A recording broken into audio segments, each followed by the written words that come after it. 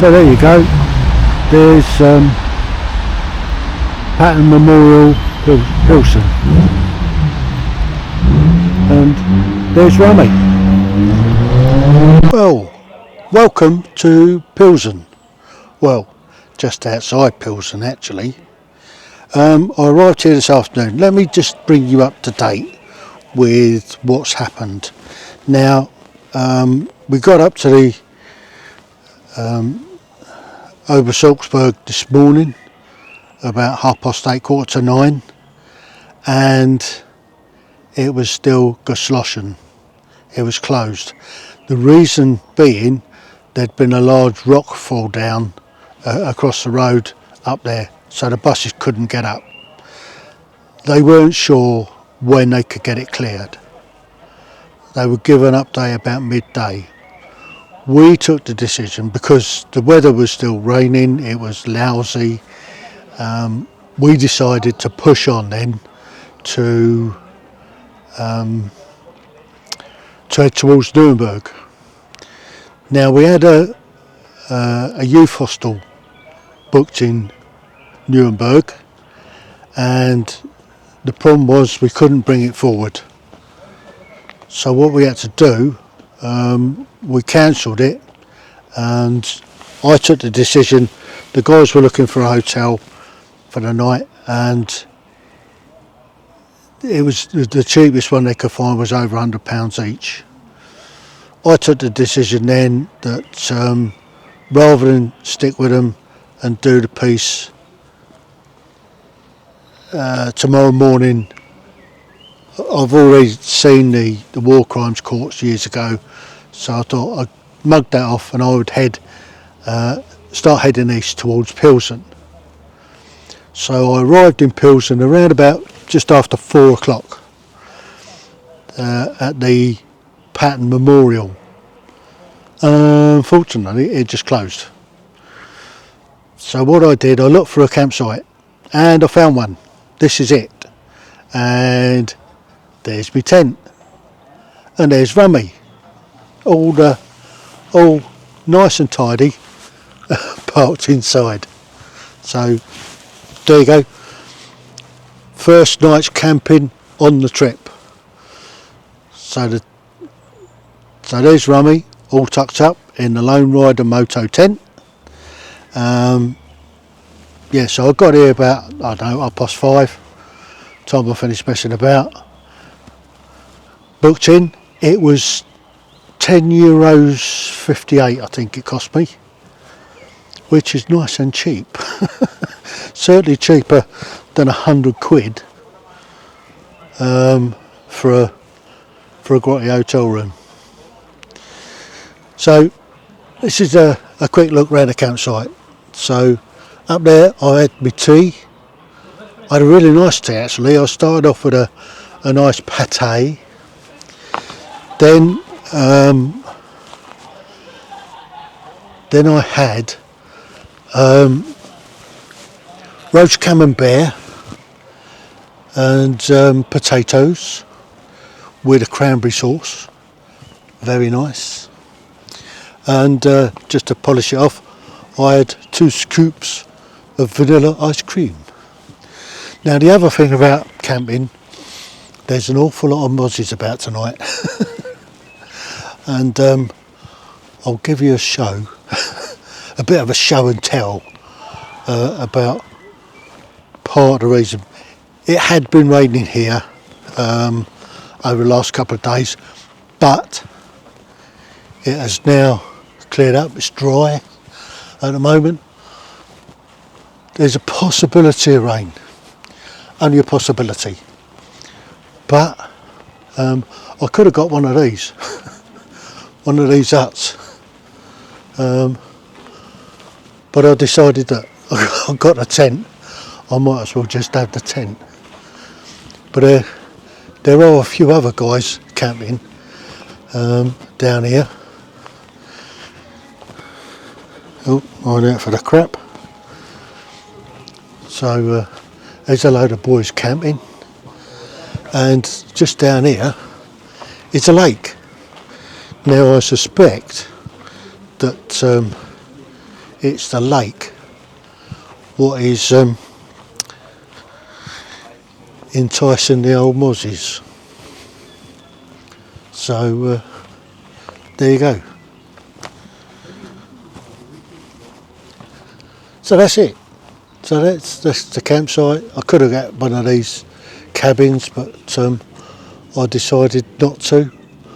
I decided I would just camp for the night. Got a tent, might as well use it. So I'm booked into this campsite tonight. Tomorrow I'm going to go to the Pattern Museum. I'll go back to the Pattern Museum tomorrow morning, get there for about 9 o'clock and had the visit there. I've already been in contact with the guy a couple of weeks ago, and I'm going to get a guided tour around there. It's going to show us some bits and pieces. Then I'm going to head for Prague. Well, I'm going to go to Lidice first. There's a memorial to the 142 people that were murdered after the assassination of Heinrich. So I'm going to go and do that first, and then go to the campsite, get the tent all set up, and then I'm going to pop into Prague on the tram and do the anthropoid piece. So that's what we're doing. That's bringing you up to speed. Well, good morning. I'm here in Pilzen, and I finally made it to the Pattern Memorial in Pilzen. So let's go and have a look around. As you'd expect with most museums, it has information, and just pick up a leaflet in English so I can have a look at this as we go round. There's also some memorabilia you can buy. So this is the start of it. This is showing the advance of the US Third Army, and they finally managed to come and liberate Pilzen. And this, I guess, is where they met with the Russians. So that's the look at how it all happened. Looked like there's some airborne come in as well. So there you go. Let's move on. So we start off with the start of the war when Czechoslovakia was occupied by the Germans, and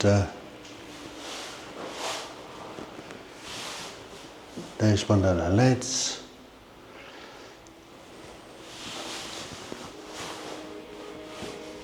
And they've even got an original swastika flag. So as we move on, here's some of the defences. I guess this is the beach landings at Normandy.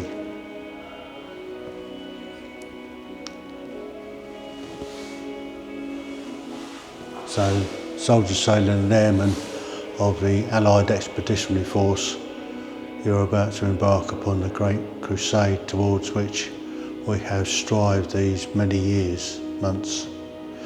The eyes of the world are upon you. The hopes and prayers for liberty, loving people everywhere march with you. And this jumps to 44 and 45 and describes the Battle of the Bulge. That was a harsh winter.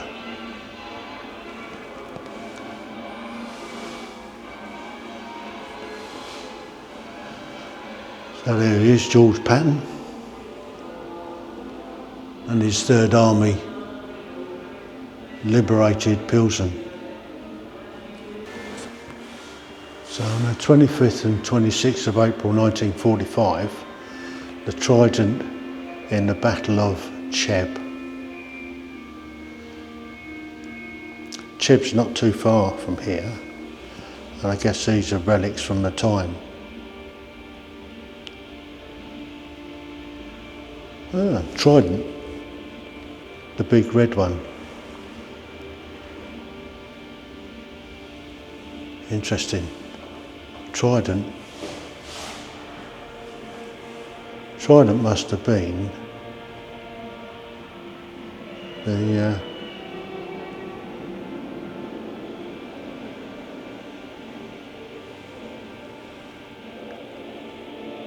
must have been a Czech brigade. Air war over the Pilzen region.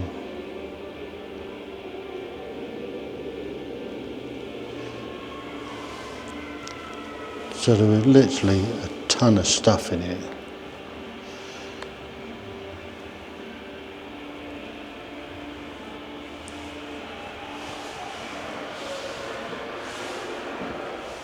So if you do manage to get a Pilzen, this is definitely worth a visit.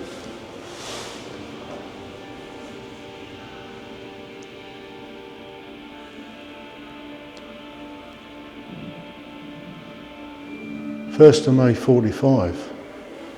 Looks like this was liberated. No.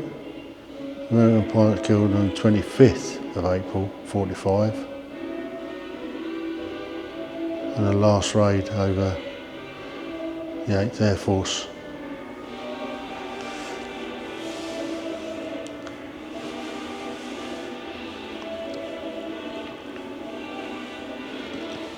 So there's a mass of information here.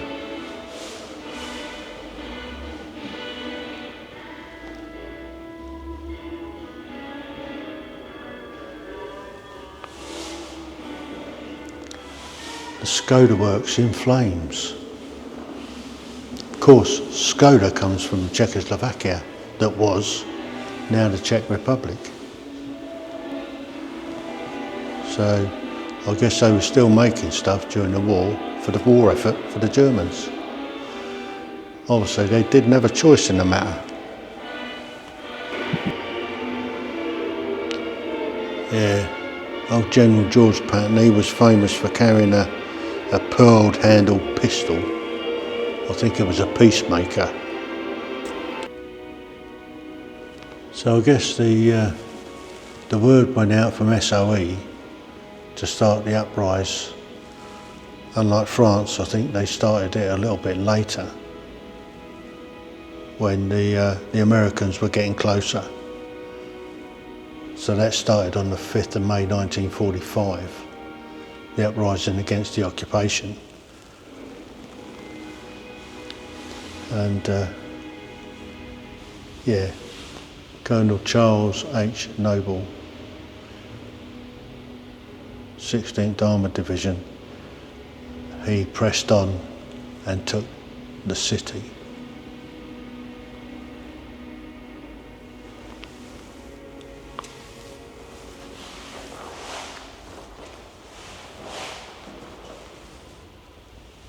Wonder how many GIs got a Czech bride.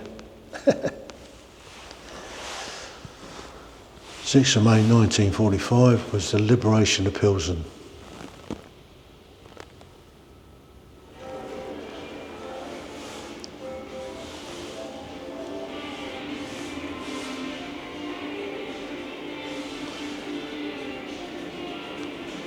Liberation of West Bohemia on the 5th of May.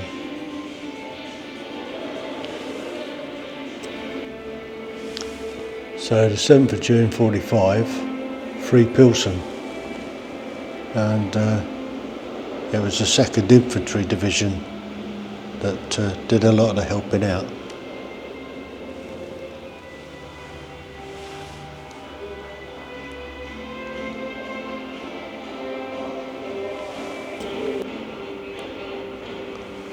So the summer of 45, US Army in West Bohemia.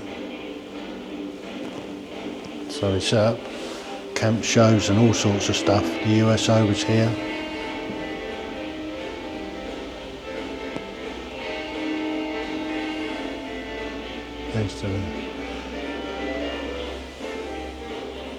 He looks British to me.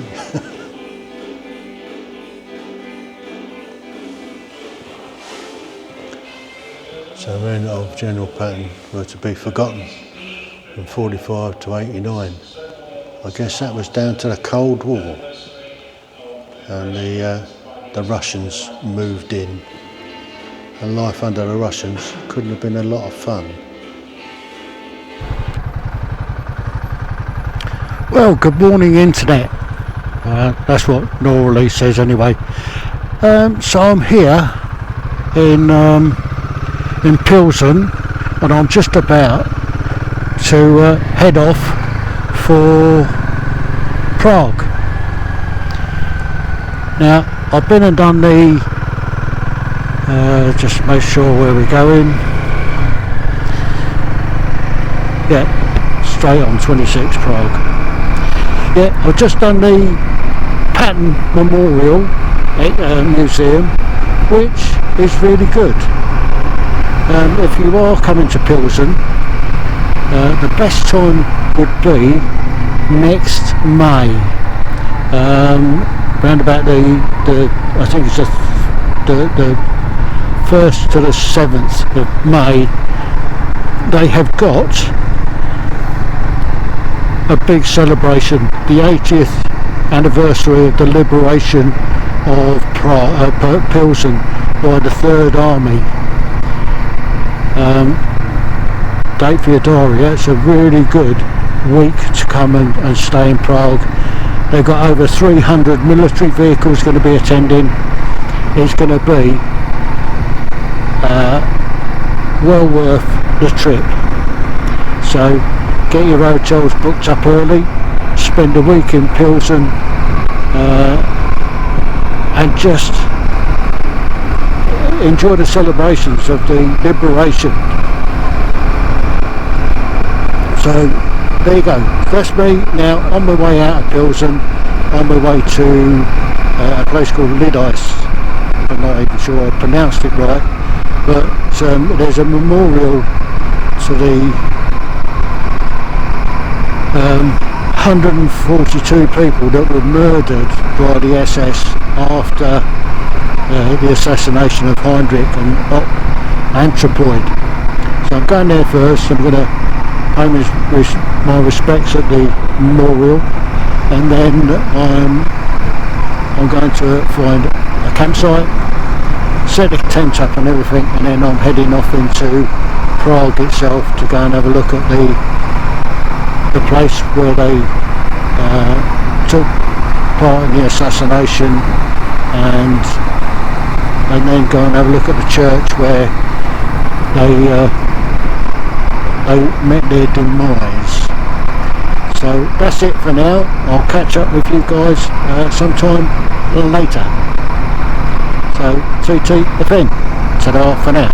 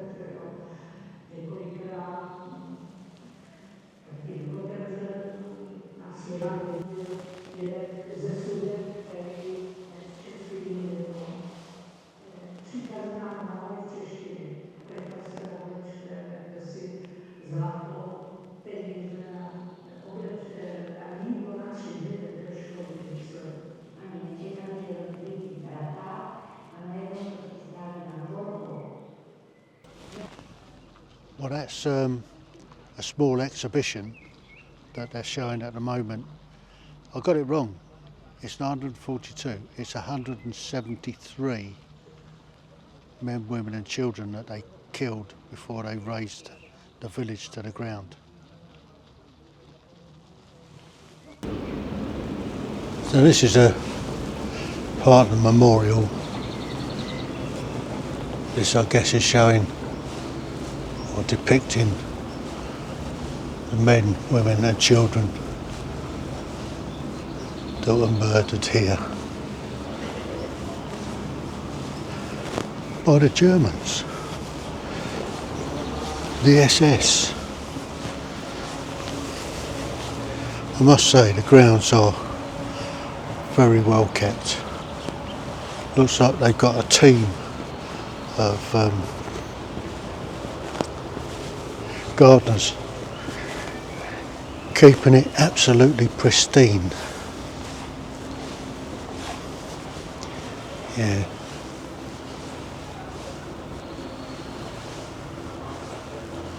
And I guess this is depicting the actual massacre itself of the men and women of the village.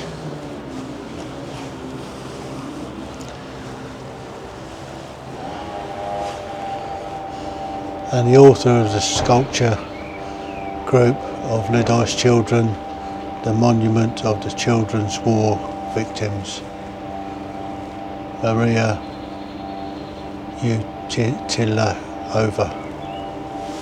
Can't quite pronounce it, but it was her work from 1968 to 2000 to get this memorial recognised. So this is just a look at the grounds and how well it is laid out. And so the museum itself's over there. There's just been a large group of teenagers that have just gone in. Might go and have a quick look around, maybe not take any film. So this is the actual entrance into the museum itself, and it's just showing some of the footage of the destruction of the village.